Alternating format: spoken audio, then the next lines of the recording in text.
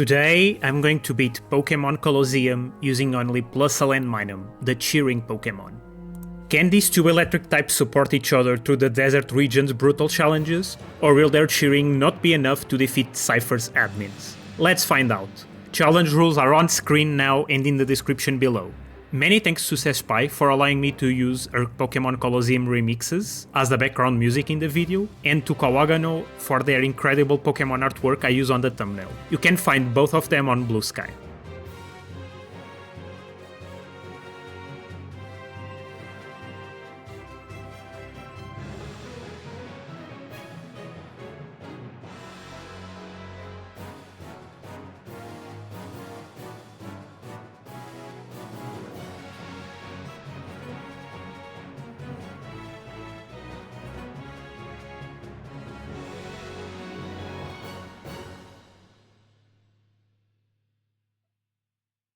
If you've been watching this channel for a while, you'll probably be having some serious deja vu right now. Didn't Trite already beat Colosseum with the sewer rats? You ask yourself?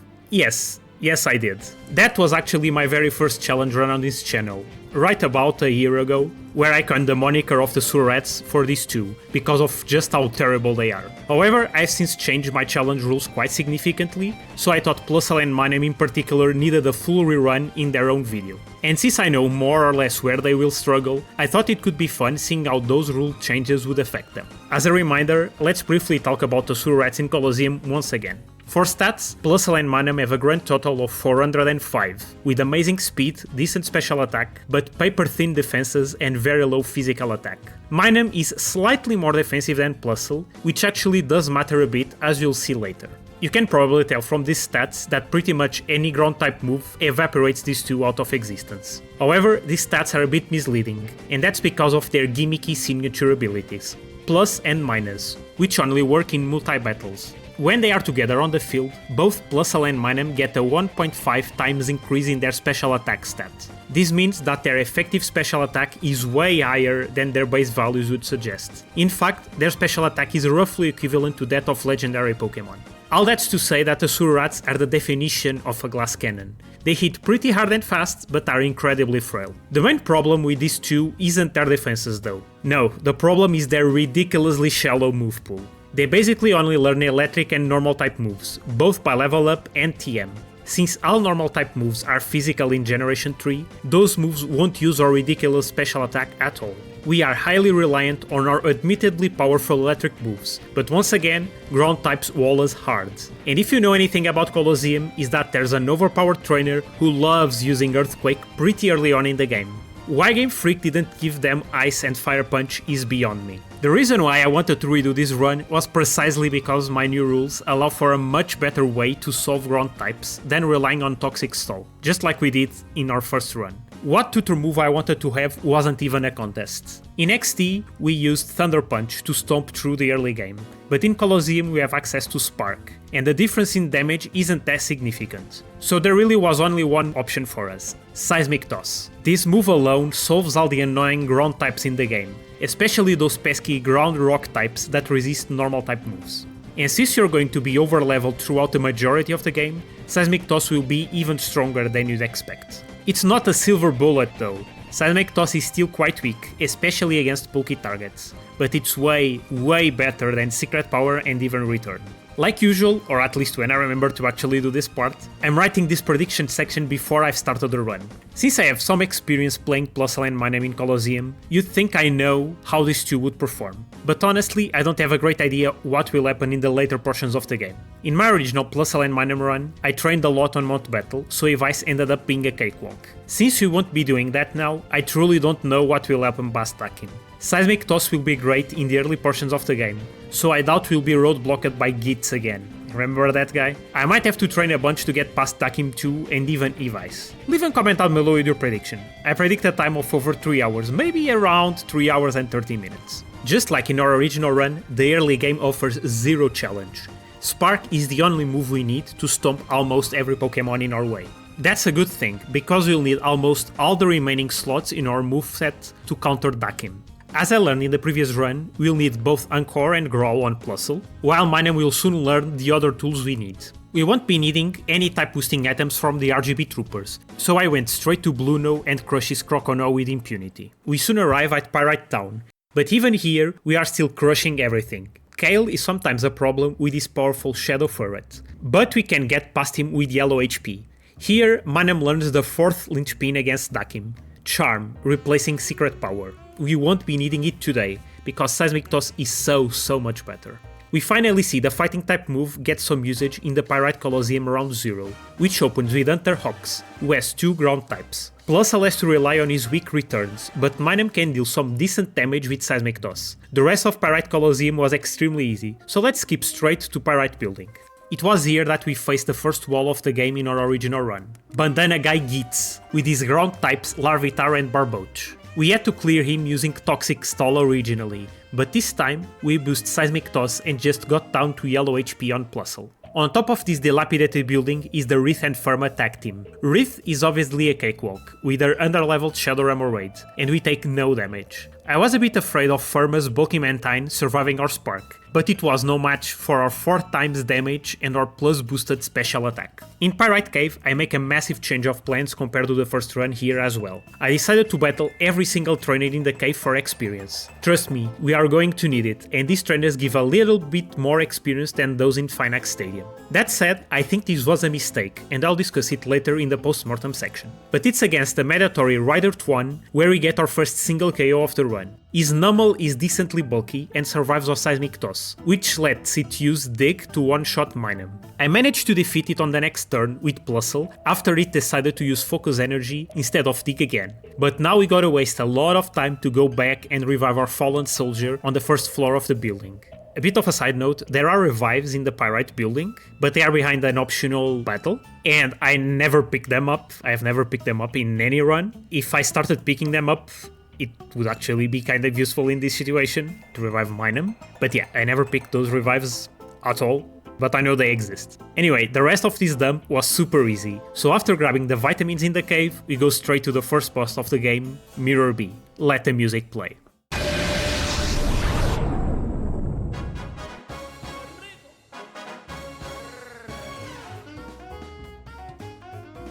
For what should be obvious reason, I wasn't worried about Mirror B at all. Well, it's never much of a problem, but this time it really didn't pose any challenge whatsoever. Our strategy is incredibly simple. Target each of the Ludicolo with our twin sparks to defeat them. Their weak moves only do chip damage to us, and pretty much all his strong moves are special, targeting our higher special defense, so even the Surats could tank them easily. This final Ludicolo here gave us just enough experience to get Minun to level 37, when it learns Thunder.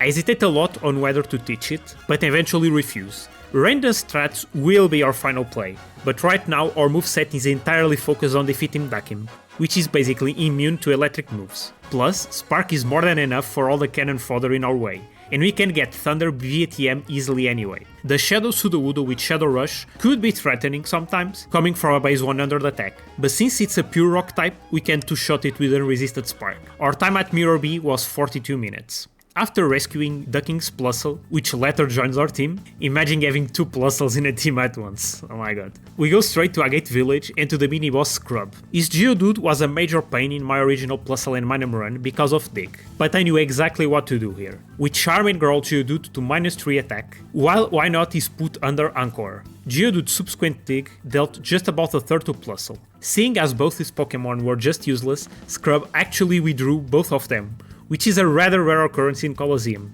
But as you'll see, not in this run. His incoming Hitmontop also got growled, but his high special defense made it survive 2 sparks, which led him to use Triple Kick on Plusle, who fortunately survived but at low yellow HP. We defeated the weak Clamperl, which was replaced by Geodude. Then we got rid of Hitmontop and charmed Geodude, but it used Dig, which would for sure one-shot Plusle. I focused my attacks on Wynot, defeating it, but as expected, Geodude's Dig defeated Plusle. We were now 1-on-1, with Minun still alive, which fortunately is the only Surat who can deal significant damage to Geodude with Seismic Toss. By a stroke of luck, one use of the fighting type move deals just under half. So after tanking a -2 powered Dig from Geodude, we managed to defeat it on the next turn. That's our first single KO for Plusle, but as you'll see, definitely not our last. After Scrub, we are told Mount Battle has been invaded by Cypher, so immediately go there.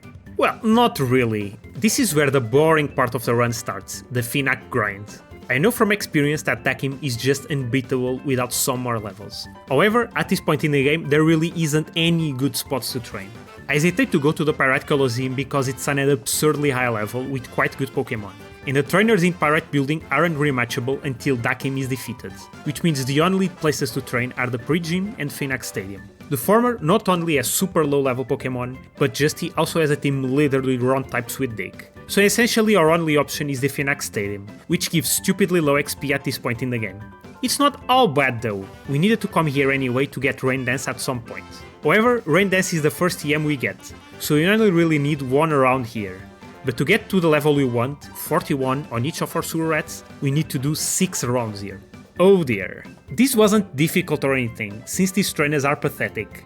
So with our sewer rats now powered up, we go back to Mount Battle to start on the grueling climb. This section of the game involves 9 battles against Cypher sympathizers, most of which have ground type Pokémon. You can think of it as an appetizer for 𝗥𝘂𝗋𝗋. And boy, what a terrible meal this is. This section was a nightmare on my first run, and even the much stronger Magmar and 𝗥𝘂𝗵𝗱𝗀𝗀 duo struggled a lot here. But the seismic tossing sewer rats now have a reliable answer against these guys, so things are a fair bit easier.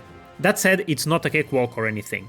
We have to heal frequently due to the beating we take from their ground type moves. We actually take a blackout against Rider Raiden due to me overextending myself and not coming in fully healed against a guy with a Graveler with Magnitude. On the second attempt at him, we managed to squeak by without a single KO because he used Rock Throw instead of Magnitude twice in a row. I knew the guy in Zone 7 was going to be a massive problem, so I thought Toxic to mine him in place of Encore. We really only need one of those in our moveset. Anyway, this guy is Hunter Wig, and he has a stupidly annoying team with a Graveler, a Vibrava and a Sandslash, all of which know Dig, and Graveler has Magnitude. Just great. I knew this guy was going to be a problem, but he still managed to be a real wall for us, mostly due to bad Magnitude luck. After the 4th reset, I went to Agate to get the Silk Scarf. Honestly, I shouldn't have skipped it in the first place, and invested our money on 6 iron for the sewer rats. With their higher speed and special attack, they really don't need anything else. On the winning battle, we got the lucky break we needed, with Graveler setting up with Defense Curl instead of attacking with Magnitude. I'm not sure how the Colosseum AI works, but maybe he rolled a low Magnitude while deciding which move to pick, and since it didn't KO, he decided to set up. Whatever the reason, this was the opening we needed, and after getting Growled and Charmed, we used Toxic and Encore on it, meaning Graveler was now useless. Sandslash still dealt great damage to us with Slash, however. I was ready to start pounding away at the Sandslash, but once again, this guy switched out his Graveler for Vibrava, eliminating Encore and the Bat Poison. We don't quite manage to defeat the Sandslash, which dug into the ground, probably able to KO the weakened Plusle. With Sandslash underground, all we could do was eliminate the Vibrava and hope for some miracle from the Sandslash. It hits Plusle with Dig, and we actually survive on low red health. Maybe those iron actually made some difference here. On turn 4, we use Growl with a nearly dead Plusle and Seismic Toss the Sandslash away. Graveler of course used Magnitude, so Plusle had no chance, but it was only a Magnitude 5, the second lowest, meaning Minem only lost a sliver of HP. I used Charm on Graveler out of precaution, but it decided to just use Defense Curl for the rest of the battle, so a combination of Seismic Toss and Poison damage was enough to defeat the Rock Pokémon. Good riddance. Zone 8's trainer was quite easy, but Zone 9 has proven itself to be quite a big problem for some duos. Cypher Baron opens with 2 Geodude who always blow up on turn 1. The only 2 solutions against this guy are to either one-shot both Geodude or tank both explosions. The first option is obviously unavailable for the sewer rats, since we don't have super effective damage, so you'll have to go for the second option. Fortunately, we still have Growl and Charm, which lowers their attack stat. The first self-destruct doesn't deal that much damage to us, but the second one destroys Plusle and leaves Minem on only 1 HP. I thought we might have a chance against the weakened Sandslash, which was under half HP from the explosions, but Seismic Toss misses the KO by a sliver. And this was the ideal scenario too, with the first Geodude that blew up being the one that was charmed. That's our 5th reset. We tried again for another attempt, but it went exactly the same way. And unless Plusle survives, we have no shot at this. So with our tails between our legs, we return to the grind on Phenac. Turns out we can skip training here even more. I remember to give the Macho Brace to Plusle just to give him a few more EVs, and grind here for 2 more rounds until both sewer rats were at level 44. The next battle against Benin is another loss, because the first Geodude that blew up was the non-charmed one. but I take the blackout instead to keep the experience from the Geodude. On the next attempt, things went much the same way, with Plusle getting KO'd and Minun surviving on low red HP, but it looked to me that Sandslash had a bit lower HP than usual, so I tried Seismic Toss anyway. And believe it or not, that was enough to defeat the mouse Pokemon and get past this rocky wall. I wonder if that extra level on Minun was what we needed for the KO there. Either way, we finally cleared this painful grind on Mount Battle, so it's time for the hardest trainer in the game for the Sewer Rats, Cypher's second admin, 𝗥𝘂𝗋𝗄𝗏.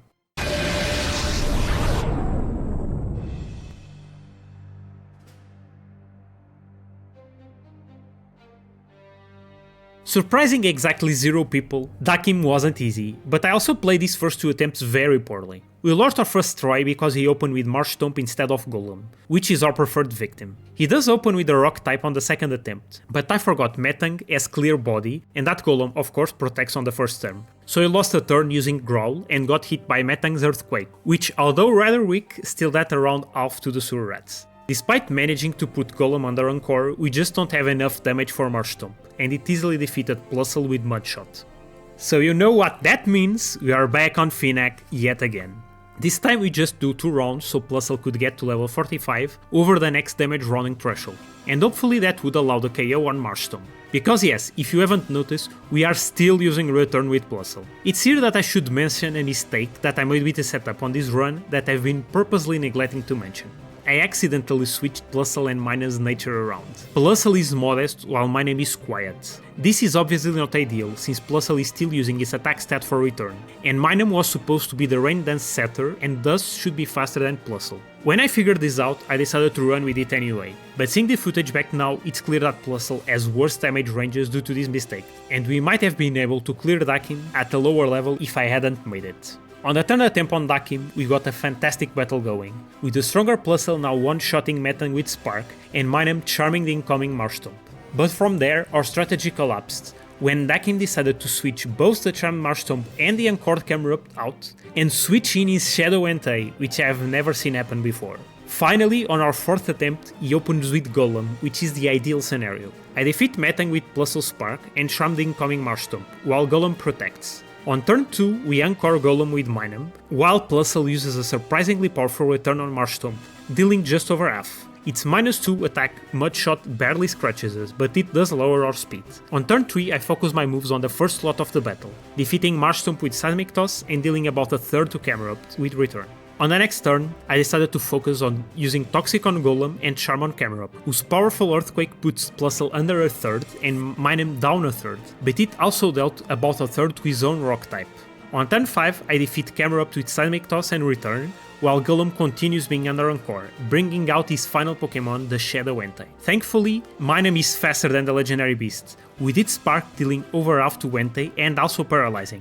Unfortunately, that wasn't enough to prevent the beast from moving, and it used Shadow Rush to defeat Plusle. We are 2 against 1, and Golem's Encore has ended precisely on this turn. We easily mop up Entei, but Golem can still move. However, it just used a weak Rock Throw on the Sewer Rat, and we easily defeated him on the next turn with Seismic Toss. We are finally done with 𝗥𝘂𝗋𝗄𝗏, and our time was 1 hour and 54 minutes. With the biggest roadblock of the game behind us, things will significantly change for our Sewer Rats. The game opens tremendously after we deal with this Gorilla Man. First, with our new cash infusion, I make my way to Agate and buy 3 Calcium, 2 for Plusle and 1 for Minun, although as I said before, they don't really need extra firepower, so this was a bit of a mistake. Then, we finally make our way down to the Under, the Land of Dreams. I started calling this place the Land of Dreams because it's here, in this dingy Pokemart, that we can finally buy the TMs that completely change this playthrough around. TM25 Thunder and TM10 Hidden Power. Out of all the Pokemon I've run in this game so far, Plusle and Minun are by far the ones that need Hidden Power the most. In this case, I chose the obvious Hidden Power Ice, which synergizes perfectly with our electric moves to give super effective or neutral coverage to almost every Pokemon in the game. Without it, we'd have to rely on Seismic Toss and Return to deal damage to ground and rock types. Very much not a fun time. Just like in my initial run with 2, I'm going to run a Rain Dance strategy, dishing out Thunders to anything that doesn't resist or is immune to electric moves, with HP Ice dealing with the rest. If I allowed 2 Hidden Power TMs, I'd certainly run Water to enjoy the boost from Rain Dance, but that feels to me like the wrong choice when I can only run one of these TMs. By the way, imagine if I just had access to Ice Punch from the start. This run would be so different. While I was waffling on, we completed all our run errands, so it's time for the third Cypher admin, Venus.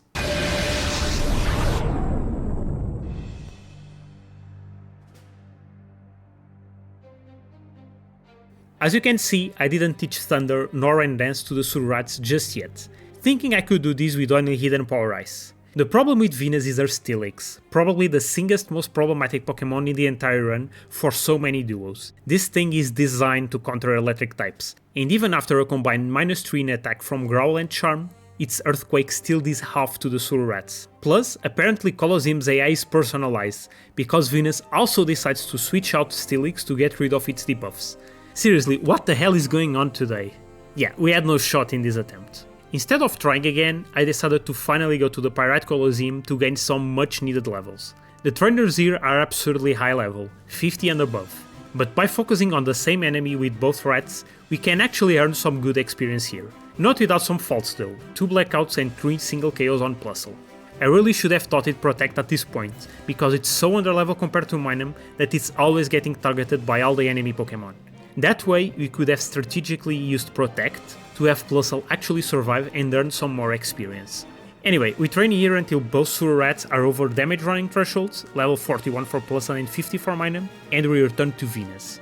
This time, instead of trying to appease the Iron Snake with Charm and Growl, we focus on immediately getting rid of it using Hidden Power Ice and Seismic Toss. Unfortunately, our damage ranges from that point on just weren't there, with Bayonet and Vileplume both surviving with a sliver after Spark and Hidden Power Ice respectively. On attempt number 3 on Venus, we once again get rid of 𝗟𝗟𝗍𝗂𝗧 on turn 1, but 𝗟𝗏𝗏𝗀 infatuates Plusle, who refuses to move on the next turn. Minun charmed Bayonet, which let Plusle survive its Shadow Ball and 𝗟𝗏𝗏𝗀𝗃 on low yellow HP. On turn 3 I once again don't move with Plusle, with Minun one-shotting 𝗟𝗏𝗏𝗀 after 𝗟𝗏𝗏𝗀 recoil damage. Out comes Vileplume.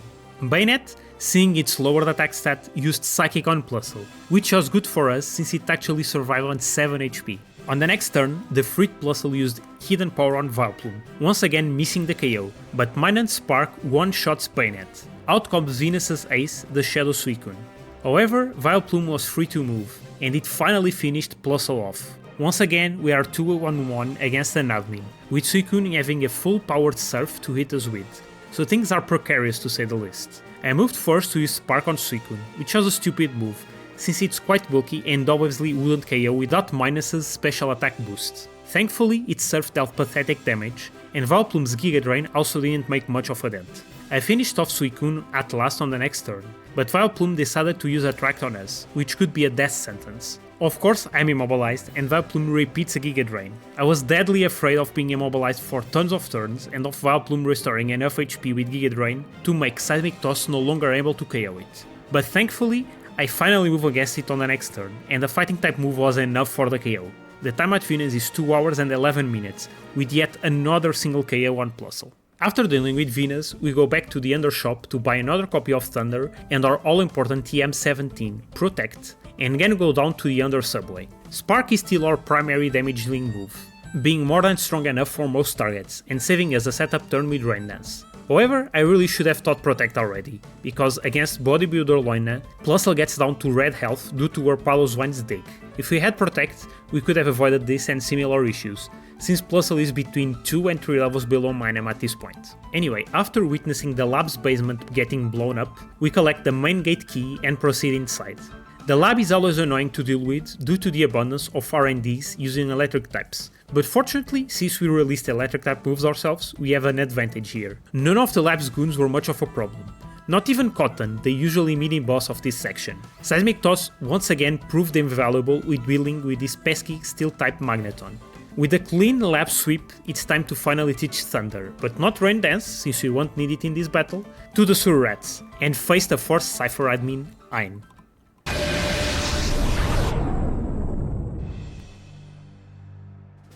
𝗍𝗏𝗏𝗀 opens with Lantern and Altaria. I immediately deal with the Dragon type with Hidden Power Ice, bringing out Golbat, and use Seismic Toss on the Light Pokemon, dealing what looks like a fourth? Not very encouraging, that's for sure. As expected, the Water type setups Rain Dance for us, meaning as soon as we deal with it, we can start unleashing our most powerful move. On the next turn, because I'm an idiot, I forgot that Lantern has Volt Absorb, which absorbed raw Thunder and healed it for nearly full HP. Whoops! However, Volt Absorb doesn't redirect our moves, unlike Lightning Rod. I always confuse these two, by the way, because the effects have changed over the generations, so yeah, I always mistake Volt Absorb or Lightning Rod. Anyway, that means Golbat was pulverized with minus Thunder and then was replaced by Huntail. On turn 3, because of its Swift Swim, Huntail moves first, confusing Plusle with Confuse Ray. Thankfully, the Sewer Rat moved through the confusion and also destroyed Huntail with its own Thunder. The Water type is replaced by Raikou, who gets hit by a Thunder, which even resisted dealt over half damage to it. Finally, Lantern moved, unleashing a powerful rain-boosted Hydro Pump, which dealt over half to Plusle. This thing is truly a menace. On turn 4, Plusle moves through the confusion once again, defeating the legendary beast with Thunder, while Minun returns to Seismic Tossing the fish. It answers with Hydro Pump, which KO'd poor Plusle. Again, Protect would have been so valuable here. Minun is now all alone against an admin once again, but with the rain gone, Lantern focuses on confusing us with Confuse Ray, and setting up the rain once again. Minun hits itself once, but 2 Seismic Tosses were just enough to defeat the Lantern. Our time at Ein is 2 hours and 40 minutes. At this point in the run, Minun is a whopping 3 levels above Plusle from all the extra XP it got due to Plusle's single KOs. And this negative feedback loop will just make it more likely to be targeted, faint and not get XP, falling behind in levels even more. However, with the Rain and Thunder on our side for now, we should be able to clear the rest of the game without much difficulty. After Rain, we go straight to Realgam Tower, Cypher's fortress. Against Mirror B, we didn't even need to set up Rain Dance. His Ludicolo just did it for us, and then we destroyed his entire team with Thunder. The same can't be said about 𝗥𝘂𝗹𝗲𝗀 though. He still has a team chock full of ground types, so we have to rely on Hidden Power and Seismic Toss for damage. On the first attempt, I just played plain badly, and we still got pounded by a -2 Earthquake from Claydol. On the next attempt, I delete Flygon with Hidden Power Ice, but lost a move to 𝗟𝘂𝗃𝗃𝗃 Protect. Because we don't have a great move against this annoying fish, I decided to Toxic and Encore it, forcing it to use Protect while it whittled away due to Toxic. I thought this was the play, but of course 𝗥𝘂𝗃𝗃 withdrew 𝗟𝘂𝗃 and brought out his Claydol instead. Yeah, this run is defined by the AI deciding to withdraw randomly. I guess not randomly, it's like they are actually doing it smartly, but I have never in any run seen the AI actually use the withdraw strategically like this. Very surprising. Our Rain Dance and Thunder combo deleted Fortress, bringing 𝗟𝘂𝗃𝗃 back, now no longer badly poisoned. Claydol still wasn't a one-hit KO with Hidden Power Ice, and despite the charm, the powerful ground-type move crit on Plusle, sending into the next life. Electric Soldier Minun was going to have to deal with 3 of 𝗥𝘂𝗃's Pokémon, so I decided to encore 𝗟𝘂𝗃𝗃, while Claydol fortunately just used Sunny Day. 𝗥𝘂𝗃 once again withdrew 𝗟𝘂𝗃𝗃, bringing out Entei, but we defeated the doll Pokémon, so got stuck with both 𝗟𝘂𝗃𝗃 and Entei anyway. However, there wasn't much we could do, with Thunder missing on Entei due to the Harsh Sunlight cutting its accuracy. Despite us bravely tanking its Fire Blast, I decided to cut my losses and reset here. Only on our third reset did we get the win. 𝗥𝘂𝗃 opened with 𝗟𝘂𝗃𝗃 and Claydol, so I focus on the Psychic type, dealing with it with Hidden Power Ice and Seismic Toss, not falling for his old Protect tricks again. On turn 2, Flygon goes away with HP Ice, being replaced by Fortress, and I once again try Encore on 𝗟𝘂𝗃𝗃. That gives us the leeway to set up the Rain and try to Thunder Fortress out into Oblivion. But of course, it used Protect, and 𝗥𝘂𝗃 withdrew 𝗟𝘂𝗃𝗃 to replace him with Entei. However, with the Rain on the field, neither of these Pokémon could resist the powerful Electric type move, so both got KO'd on this turn. Finally, all that was left was the bulky 𝗟𝘂𝗃𝗃. He tanked both our Hidden Power Ice and Seismic Toss, replying with a powerful Earthquake that left both rats close to fainting. But there was nothing 𝗥𝘂𝗃 could do now, and Plusle dealt with the finishing blow the next turn. After defeating one of the Cypher peons on the way to Venus, it's finally time for a rematch. Venus's annoying Attract strats have reached their final form in this battle, with her entire team having moves that prevent us from moving. However, despite Plusle getting attracted on turn 1, getting paralyzed by Raichu, and then confused by Misdreavus, she just couldn't handle the power of our Thunders, and it was a clean sweep after that. Before Ein's rematch, we have to face Cypher peon Arton, who has the Shadow Delibird. I wanted to snag it for its Never Melt Ice, the only type boosting item we can actually use, since the Magnet isn't in the game at all. Here we see a funny interaction, with 𝗟𝗏𝗃 missing Attract because of its Hustle. If you're thinking that's strange because Hustle only affects physical moves, in Gen 3 there's a sort of glitch where status moves that correspond to physical types have the same 20% debuff of accuracy applied to them. Either way, I realized I didn't have any Pokeballs left, so I ended up not actually snagging the Santa Pokemon. The Anno rematch can also be tricky sometimes, due to his toxic shenanigans. He opens with Crobat and Rhydon, and like usual, I forgot the rock type as Lightning Rod. Crobat manages to poison Plusle, but Rhydon misses the move on Minun. On turn 2 I get rid of the pesky rock type, being replaced by Starmie, but 𝗟𝗏𝗀𝗃 deals uninspiring damage to Crobat. Thankfully, his bite deals pathetic damage to Plusle, but the poison damage is stacking up. On turn 3 we move before the Starmie and Crobat, both of which get deleted by Thunder, bringing out Pelipper and the Shadow Raikou. The flying type is obviously no match for our electric moves, but Raikou survives, albeit getting paralyzed in the process. Raikou's Shadow Rush deals good damage to Plusle, and after poison damage it gets down to red health, but we manage to clear the legendary beast away the next turn. After dealing with the Heracross trainer and the mandatory battle on the Realgam lobby, and getting taughtened by Nascor, we have to face our former boss, Team Snag'em head 𝗏𝘅.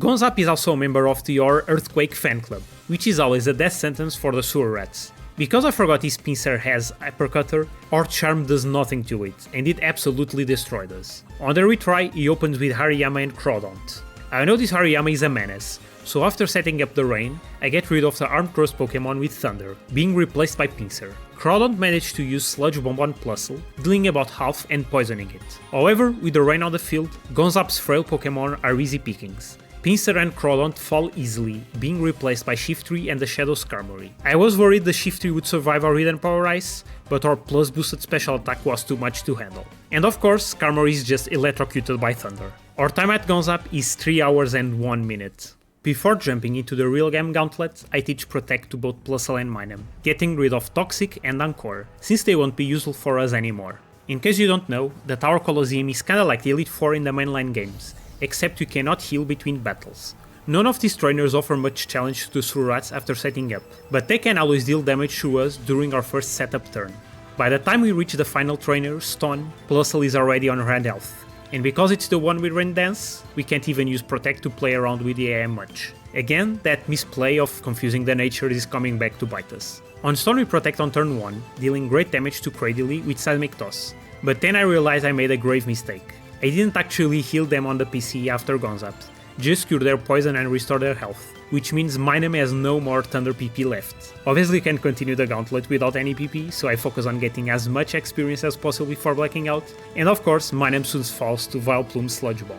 On the retry on Realgam, we have a bit more luck with the setups on Miltank and Absol, and played better in general, meaning we got to Stone with Plusle on green HP. With this, we could tank Cacturne's Strength and abuse Protect to make Plusle absorb moves, while Minun used 𝗟𝗏𝗀𝗃 on Vileplume to make it easier to KO on the next turn. All that was left was Cradily, but it couldn't handle Hidden Power Ice and 𝗟𝗏𝗀𝗃. Finally, we get to Cypher's boss apparent Nascor. I must say, and this might be a controversial take, but I think Nascor really has the best battle team in the series. It's so awe-inspiring.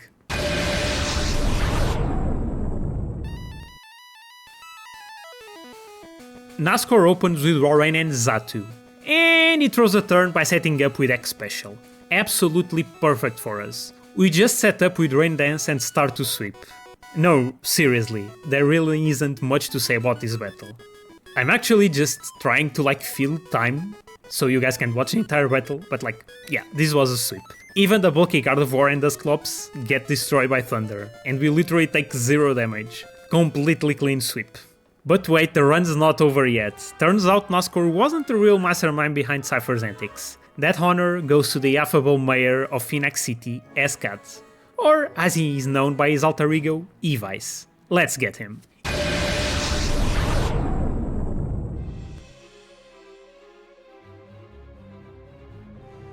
𝗟𝗏𝗃𝗀 opened with Slacking and Salamence. This is actually perfect, because we can exploit Slacking's Truant using Protect, and only attack on the turns he's not moving.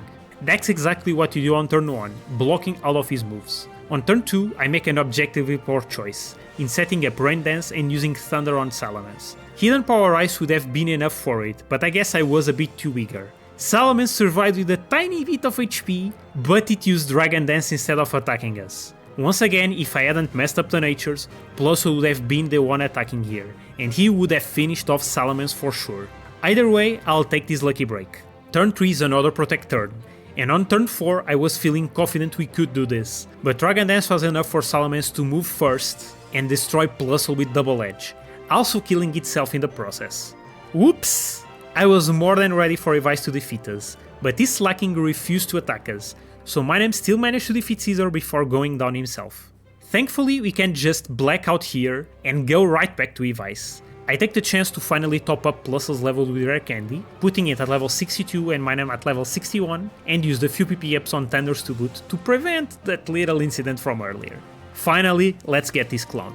𝗟𝗏𝗀𝗀 opened with Salamence and 𝗟𝗔𝗲. I correct my mistake from early and deal with the Dragon type immediately, which brings out our good pal Slaking. Minus the 𝗟𝗏𝗄𝗧 dealt a good chunk to 𝗟𝗔𝗲, who used a powerful Silver Wind on Plusle. On turn 2, we of course protected, with Slaking almost KOing his own partner with Earthquake. On the next turn, we set up the all-important Rain and finally defeat 𝗟𝗟𝗲, while Slaking loafs around. Turn 4 is another protect turn, with 𝗟𝗏𝗀𝗀𝗃 dealing massive damage to his own Pokémon with Earthquake. It rose the next turn using X attack, which should have been a waste anyway, and I defeat both Machamp and the incoming Slowking with Thunder, bringing out the ultimate Shadow Pokémon Tyranitar, who gets rid of the Rain with its ability Sandstream. I protect on turn 6, hoping Slaking would use Earthquake on Tyranitar, but he unfortunately doesn't. On the next turn, I do something a bit silly, which is using Thunder with both Sewer Rats with the Thunder on, meaning each of them only has 50% accuracy. Plusle's Thunder hits, but Minus's misses, meaning Tyranitar survives with just a bit of HP.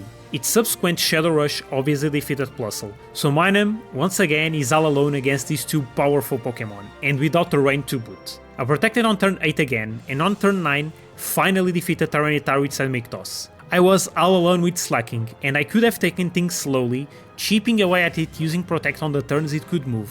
But nah, who has time for that? I decided to risk another 50% accurate Thunder, which fortunately hit, defeating the slots. And that's our time. Pokémon Colosseum is once again cleared with only Plusle and Minun in 3 hours, 18 minutes and 56 seconds, with 14 resets, 6 blackouts and 10 single KOs, 9 for Plusle and 1 for Minun. The real time was 9 hours and 2 minutes. And with that, it's time for the post-mortem! Here's a table with all the splits and the metrics in case you're interested in seeing how the run went. And now for some graphs. I want to try to do some graphs and do comparisons with other runs because I think they are really interesting. So let's analyze some graphs. In the time at split graph, we can see a comparison between this run, the Magmar and 𝗟𝗏𝗄𝗧 run, and the second run I made with 𝗟𝗏𝗲𝗀𝗃 and 𝗔𝗏𝗀𝗃, which I got the lowest time in Colosseum by far. You can clearly see that the runs where we are weak to ground just lose a stupid amount of time on Dakim, all because of that extra training we have to do. And Plusle and Minun, for their part, also lose a ton of time training in Pyrite Cave.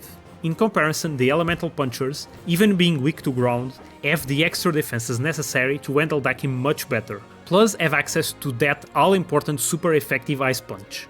From there, although Plusle and Minun didn't struggle nearly as much throughout the rest of the run as before, they slowly bled time in places like Dakim 2, the Tower Colosseum and later IVs.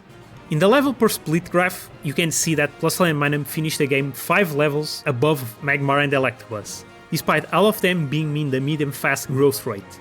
That's all due to the extra training needed for both Dakim and Venus, and that's all just to increase our defenses, not really to deal extra damage. And so, closing thoughts on this run. It wasn't nearly as painful as the first go, since I have much more experience now, but still Plusle and Minun really struggle a lot before getting hidden power. Even with 𝗟𝗏𝗄𝗧, Dakim continued to be a menace, and we had to be at a stupidly high level to stand a chance against him. My time prediction was right on the mark as well, being just a few minutes off. That said, I think their time can go much lower. I made a lot of mistakes in this run, the biggest of which being that nature mix-up and not using Protect on Plusle right away when it was obvious he was being targeted all the time. That, combined with more efficient movement and training before Dakim and Venus, and this is kind of important, we could probably skip training on Pyrite Cave and get away with training on Pyrite Colosseum much earlier, probably doing Mount Battle up until Dakim, and then going to Finac to get Rain Dance, and then going to Pyrite Colosseum to train, and focusing just on defeating one Pokemon at a time. That would probably work even at a lower level, because Plusle and Minun are fast and hit pretty hard. With that change, I'm pretty confident they can go under 3 hours. And after those two major roadblocks in the game, Thunder Spam can just destroy almost every single trainer in the game. If you've watched all the way to the end, thank you so much. Since you're already here, please make sure to subscribe to the channel so you won't miss any uploads, and leave a comment with your opinion about the run. And if you want to be even more involved with these videos, consider following my Blue Sky page or join my Discord server, the 𝗥𝘂𝗃𝗀 Club, to be notified when I release a new video and take part in picking the next challenge run. I actually have a pretty large backlog of videos right now, I'll go into it in the outro. So I haven't held a vote in quite a while. I usually hold votes in my Discord server. So if you want to be more involved with like that community and take a part in picking the next challenge run I make, yeah, that's where you'll find those polls. Anyway, that's the video done. See you next time. It's outro time. So today is the 12th of April 2025 when I'm recording this. And oh boy, it has been quite a while since I have sat here and recorded the script. I have to apologize for that, for not releasing a video in so long. And the reasons for that are a bit complicated, but basically, as you know, I am currently like in the last stretch of my PhD.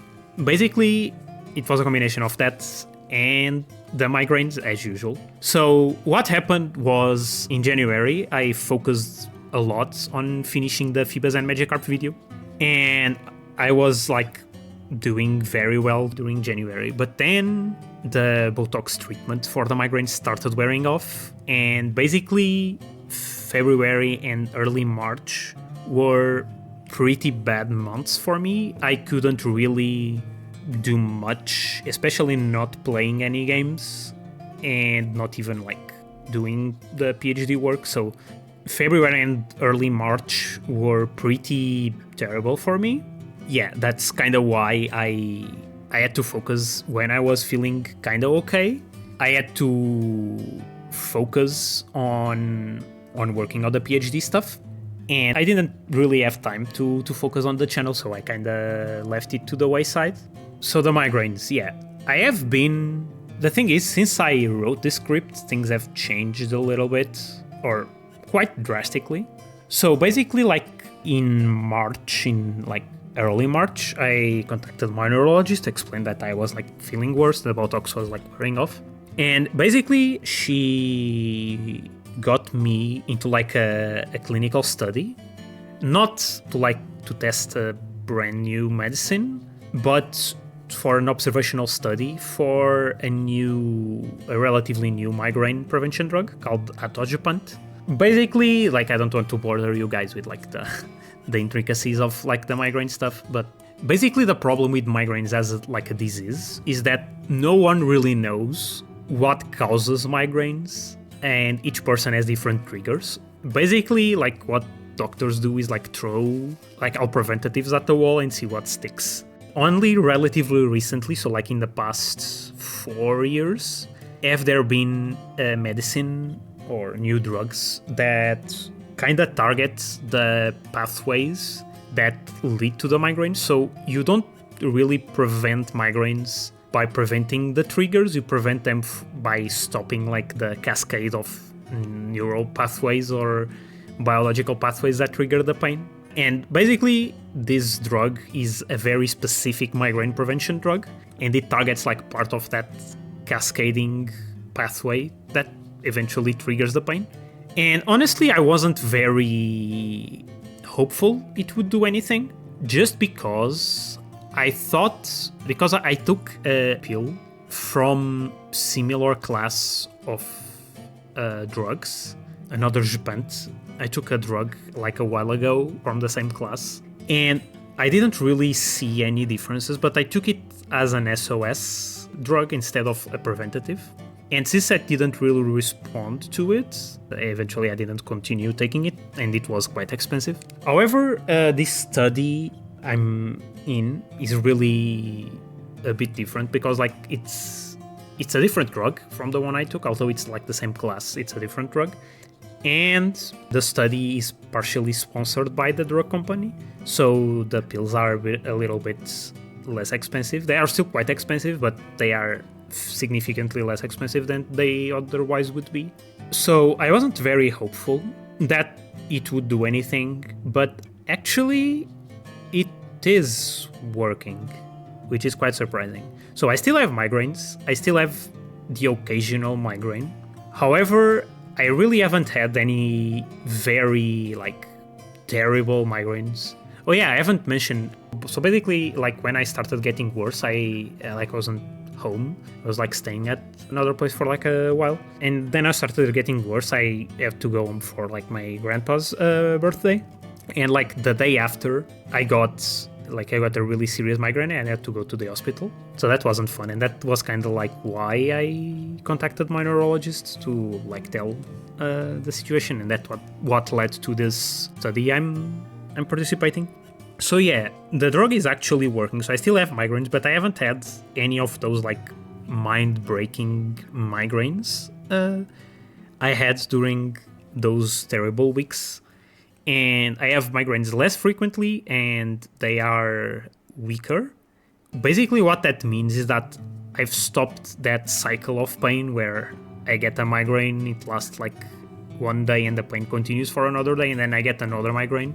And that constant cycle of pain kind of deregulates my system. And I just basically have a constant low mid-level pain. But now, since I have less migraines overall, I'm just feeling more in control and I can just plan things out a little bit better. Actually, today I have a little bit of migraine because the weather has been kind of terrible for me. It's kind of very hot, kind of humid, and very overcast. So that's kind of terrible weather for me. So today I have a little bit of a migraine, but it's kind of fine.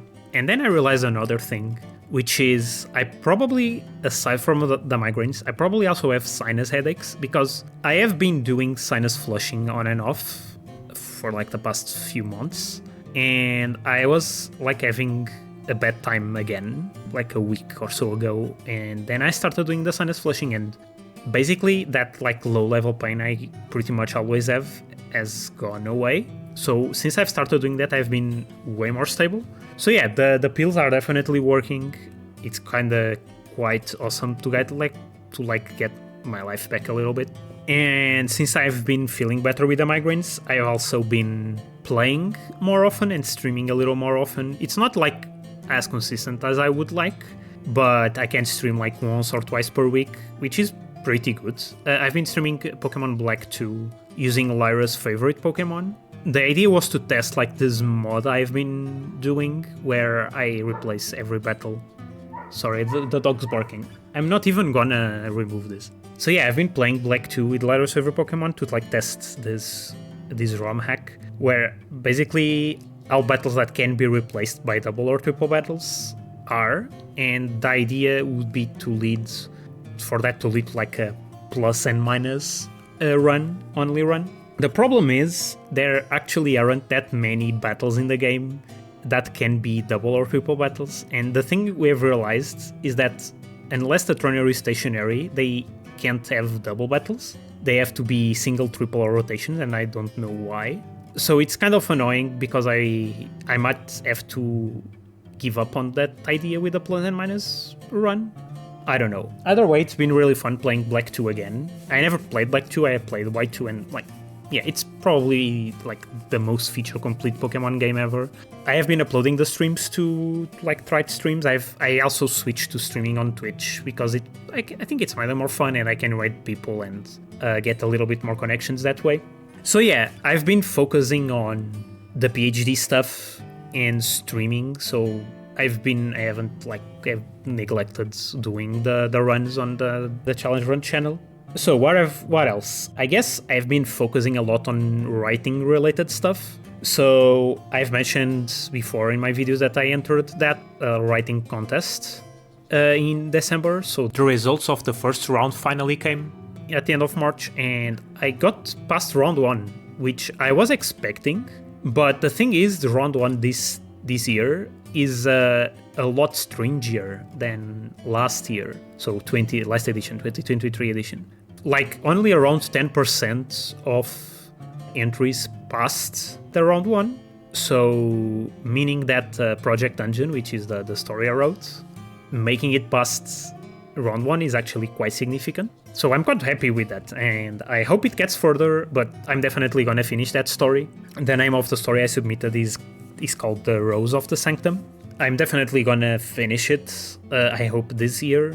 But yeah, that was quite a good surprise, and I hope it can lead to somewhere. Hopefully in the next few videos, I'm not sure when this video will come out, but in the next few videos I have more news. The results of the next round of the Jingy is on May 31st, so about a month and a half still. So yeah, I've also been doing a lot of like writing commissions and like reviews and stuff like that. So I've been focusing a lot on, I've been getting a lot of commissions. That kinda has been stealing a little bit of my time, so I have to probably start to take a step back and not take as many commissions, as weird as that sounds, but I'm getting a little bit swamped with like requests and commissions. I actually got a new chiptune commission, which I'm quite excited about. I'm not sure when I'll start, but probably like in the next week or so. I guess finally I'll talk about the 𝗍𝗶𝗱𝗀𝗀𝗀𝗀 and 𝗏𝗍𝗫𝗏𝗀𝗀 video. So that was the last video I made, and that really burned me out a little bit on the like whole video stuff. The video was super fun to do, but it was a lot of work. It was almost 100 hours of work. At first the video flopped, bombed, didn't do well at all, but then it finally, like after a few days, it finally started to gain steam, and right now it's pretty much plateaued like a month or a month and a half after at around 1,000 views, which is actually really good. I'm quite happy with it, and people seem to really like the video. I'll be honest, I hoped it would be just a little bit better, but I'm still quite happy with the 1,000 views on it. So yeah, I'll keep working on this channel on and off. I really hope I can do more with this, but I have way too much stuff going on to make it like a monthly thing probably, but I'll try to play, because I really like playing the challenge runs and doing these videos. So yeah, I guess that's all for now. I don't know when this video will come out, as I said, either April or May, depending on like how I'm feeling about it. I really hope it will be sooner than later, because I want to kickstart my channel again. So yeah, lots of work to do, and I hope you guys continue watching it, and I hope it still is an enjoyable thing for everyone. So yeah, I guess see you in the next video, or on socials or Discord or wherever where you can find me. Yeah, feel free to reach out. I'll be around. So yeah, I guess that's all for now. See you next time. Bye bye.